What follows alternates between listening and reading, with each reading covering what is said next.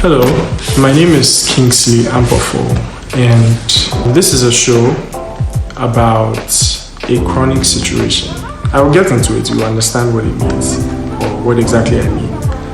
A chronic situation that I have to go through, and I'm trying to put out hope for anybody who is going through something like I am, and maybe worse, maybe better. You don't know what to do, you don't know who to talk to, you don't have anyone, maybe you are not properly diagnosed, you don't know what it is, or you have to be on, okay, I'll get into all that. So, I was a normal teenager, went from primary to JSS. I went to Richards School. After Richards School, I got into Adesado College. In Adesado College, I would say in my second year, I had a particular class, and the teacher of said class was inspecting notebooks, and I didn't have my notebook on me, so he punished us, those who didn't have their notebooks, to do this punishment, okay? And so I did it with a group of other boys, about 8 other boys, and we all did it for the duration of his class. It was a 1-period class, which was about 25-30 minutes. And then after he was done teaching, he told us to sit down. I tried to stand on my feet. I fell down. I tried to stand again. I was on the floor again because I couldn't feel my legs at all. So my friends basically helped me to my seat. The teacher left. I said I was okay. The next teacher comes in. We stand up to greet the teacher, and I'm on the floor again. So then at that point, it's like, what's happening? I can't feel my legs at all. So then they rush me to my house prefect, and he takes me to the hospital. And when we get to the hospital, they run all sorts of tests for hours and hours. They don't really know what is going on. They have x-rays and stuff. They don't really know what is happening. They just think that there's something wrong with my spine. So then they call in my parents. My mom rushes to Cape Coast. When she gets there, they tell her that I may never walk again. But she takes me in her car to Accra, slowly. So they take me to 37, and we went to see the neurosurgeon at 37, and he was also a little weirded out. He was like, okay, let's take it home and let's see what happens. So I went home. I still couldn't walk. I still couldn't feel my legs for a period of, let's say, about 2 days. And then my sister was in church, and I think the 3rd day, and they took me to my sister's church. And when I got there, the pastor saw me, prayed for me, and the feeling returned in my feet, my legs. So I was able to walk. After that, I got through secondary school. I got into university. In university, I was very, very involved in student leadership. I was the student chaplain of Central University College.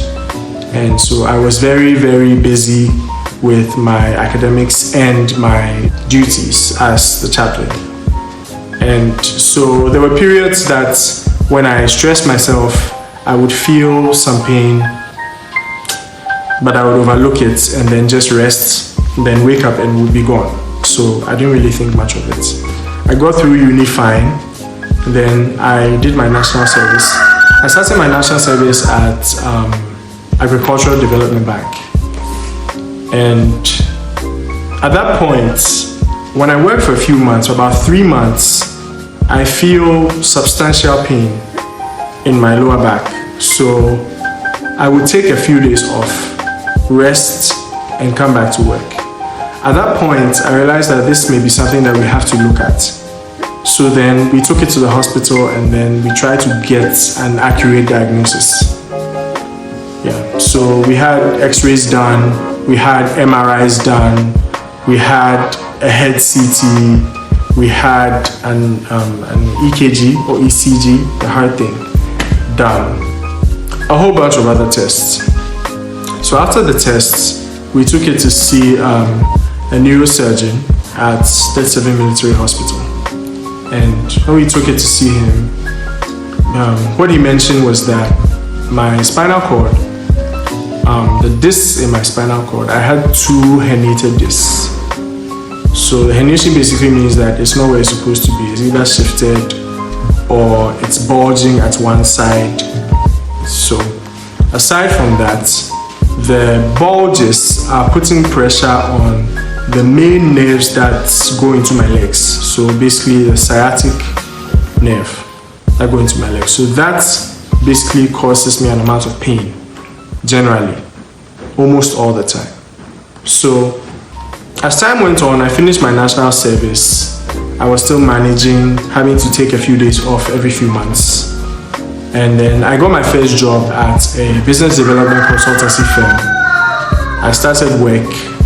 I was very, very involved in the work, very busy. I was doing about 3 or 4 different roles.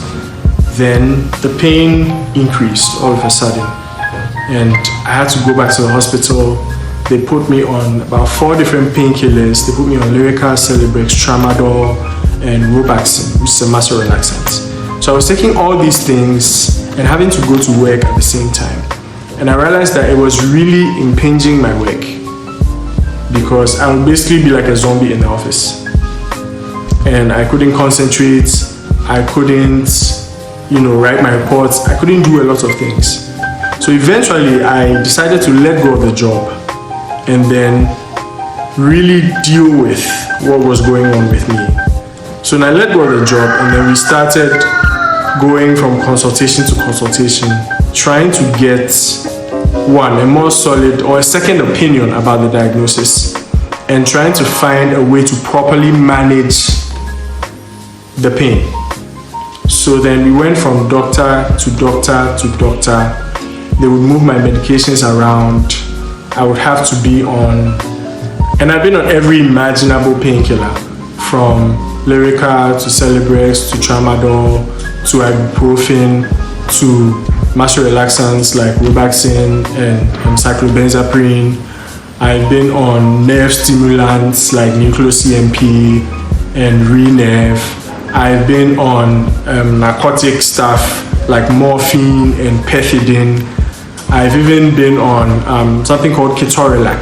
If any doctor is listening, he would know what I'm talking about. So I've been on every imaginable thing. And I have a chronic spinal condition, or a chronic pain condition. So over the years, they found other things wrong with my spine. They also found that the spaces between the bones were too large. So therefore, when I move my body, the angles that my spine causes are way too big and also causes a lot of pain. So the pain over the years got much worse and much worse. Sometimes I can't walk at all. Sometimes I can walk with the help of a walking stick. Sometimes I'm able to walk and mask the pain and not let anybody see it. Sometimes it gets really bad, and sometimes I get depressed, I get sad, it weighs down on me. So after that, I tried to get back to work. I tried to get a second job. I got a second job, and I was working with a savings and loans company. Then I was still on 3 painkillers and 1 muscle relaxant, and it was a mess because I couldn't concentrate, I couldn't write reports, I couldn't complete loan offer statements, I couldn't do much. So eventually I had to let go of that job as well and forget about a 9 to 5 altogether, because basically I can't function 5 days continuously. So it became a big struggle for me. So why am I saying all this? I want to encourage somebody, if you are going through something similar or you're going through something worse and you don't know what to do, you don't have anybody to talk to. I have watched a lot of videos on YouTube that have helped me through very hard evenings I couldn't sleep because of pain, evenings that I couldn't walk at all, even going to the washroom on my own was an issue.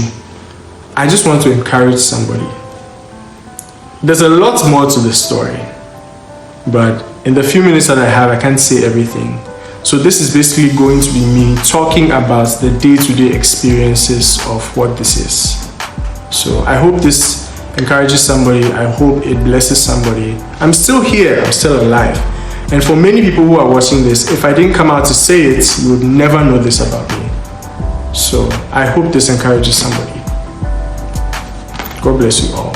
And thank you for listening to my story.